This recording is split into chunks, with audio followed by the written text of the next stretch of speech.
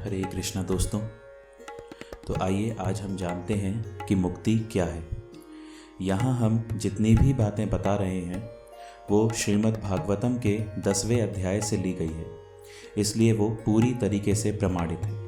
तो वीडियो के अंत तक देखिएगा, आप बहुत कुछ नया सीख कर जाएंगे। जब जीव करोड़ों जन्म लेकर अपने मूल भाव को समझ जाता है और खुद को भगवान के स्वरूप के साथ जोड़ता है तो वह अपने आप को पूर्ण भगवान के चरण कमलों में समर्पित कर देता है। यही मुक्ति है।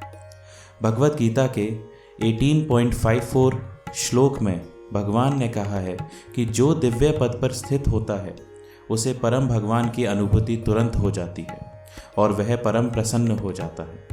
वह ना तो कभी शोक करता है, ना ही किसी वास्तु की इच्छा करता है। वह हर जीव को समान भाव से देखता है। उस अवस्था में वह भगवान की शुद्ध भक्ति प्राप्त करता है। भगवान के प्रति समर्पण ही भक्ति का सबसे बड़ा फल है।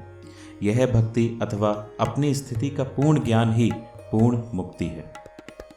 श्रीमद् भागवतम में भी साफ लिखा है कि जब तक मनुष्य भगवान को निराकार मानता है तो भले ही उसे कितनी ही आध्यात्मिक दृष्टि क्यों न हो, उसे और अधिक प्रयास करना पड़ता है मुक्ति के लिए। किंतु जो भक्त भगवान का आदि रूप समझ लेता है तो उसे मुक्ति पथ पर चलने में कोई कठिनाई नहीं होती। भागवत के 5.5.4 श्लोक में बताया गया है कि जब तक मनुष्य इस भौतिक जगत के सुख दुख में फंसा रहेगा तब तक उसे दूसरा शरीर मिलता रहेगा।